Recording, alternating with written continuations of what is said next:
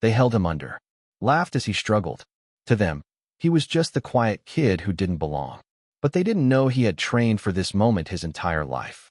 When he finally rose from the water, he wasn't the same boy they tried to drown. He was a warrior. Malik Carter didn't talk much. He didn't need to. At 14, he had mastered something most adults never do: listening, watching, waiting. Every Saturday, he and his mom would visit the Glenbrook Country Club pool, not because they belonged there, but because his mom had earned it.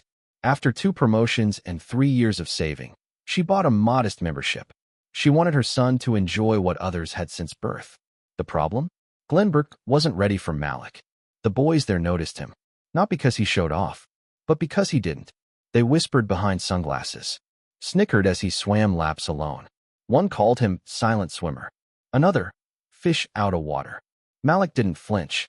His grandfather had taught him, let their noise pass over you like wind through grass. Only respond when they touch the root. But the boys weren't wind. They were fire.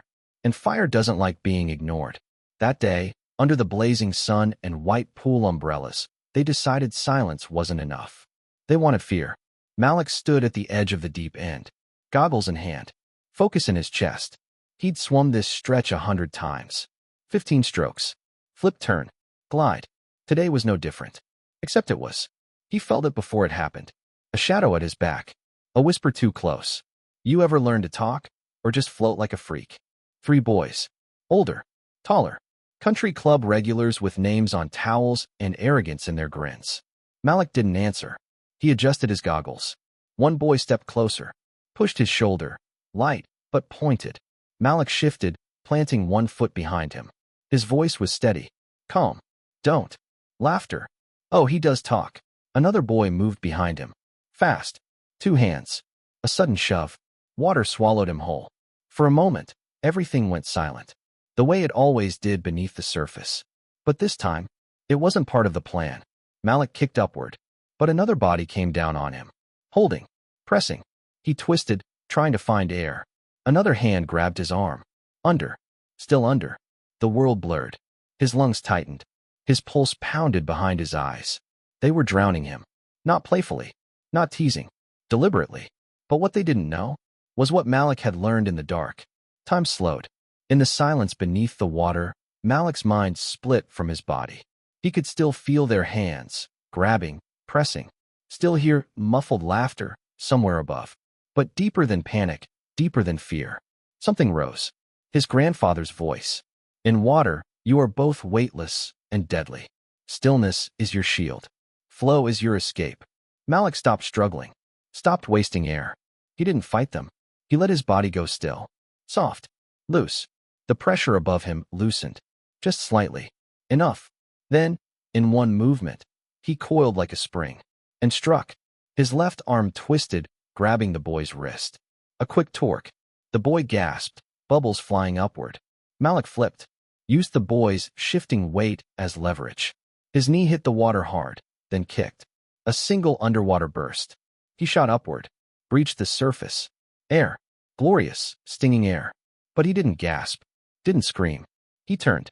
All 3 boys stared, still chest deep in the pool. Stunned. They hadn't expected him to fight. They hadn't expected him to rise. And Malik didn't just rise. He stood, eyes sharp, chest still, breath controlled. One of the boys lunged again, sloppy, untrained.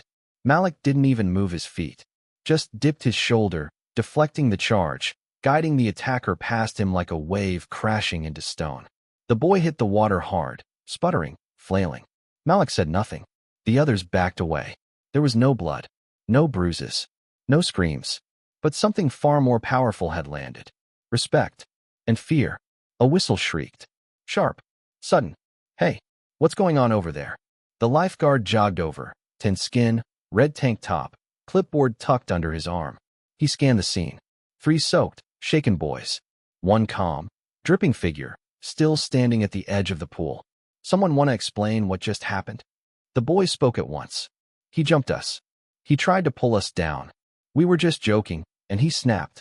All eyes turned to Malik. The lifeguard looked him over. No clenched fists. No raised voice. Is that true? He asked. Malik blinked, then slowly shook his head. They pushed me in, held me under. No anger, No accusation. Just the truth, plain and controlled. The lifeguard hesitated. He'd seen this look before. Not in kids. In soldiers. In people who'd been through something and come back standing. He turned to the other boys. Your parents here? No answer. He gestured toward the club office. Let's go. As the boys were led away, one glanced back. Eyes wide. Afraid. Not of punishment, but of the quiet boy who didn't flinch. Malik didn't gloat.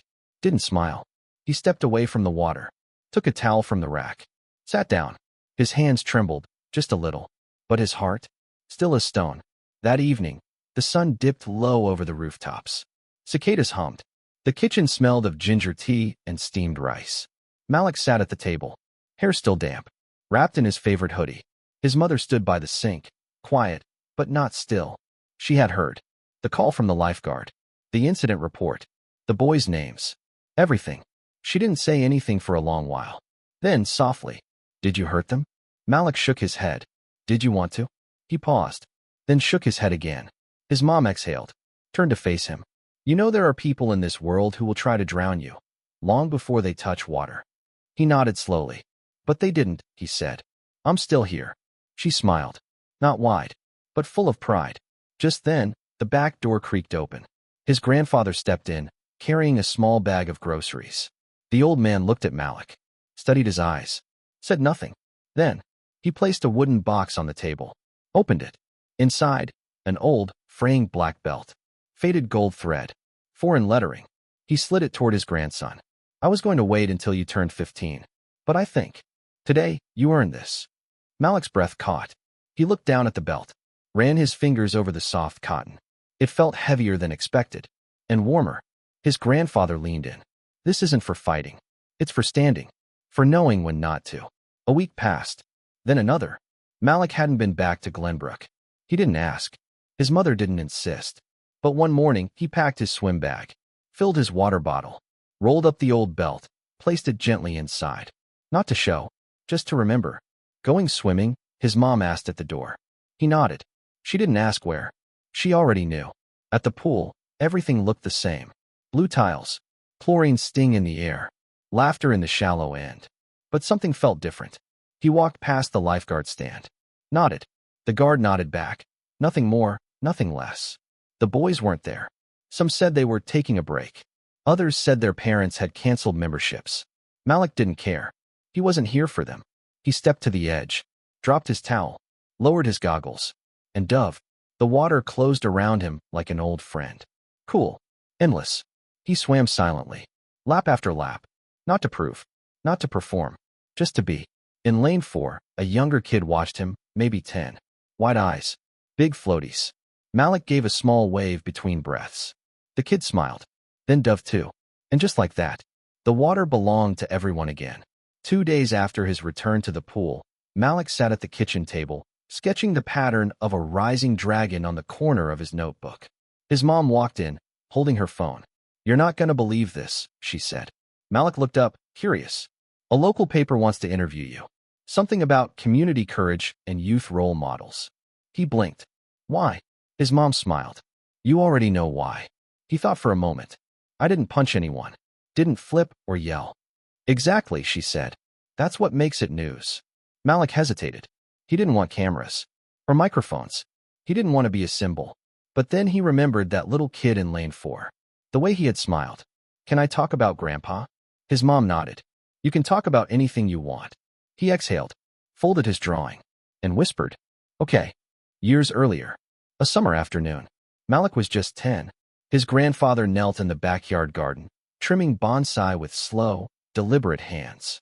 Malik huffed beside him. That kid shoved me in class again, he muttered. I wanted to hit him. His grandfather didn't look up, didn't scold. He handed Malik the small scissors. Cut this branch. Malik clipped it quickly. The old man studied the cut, tilted his head. Now look again. It's uneven. Rushed. Bonsai doesn't need anger. It needs balance.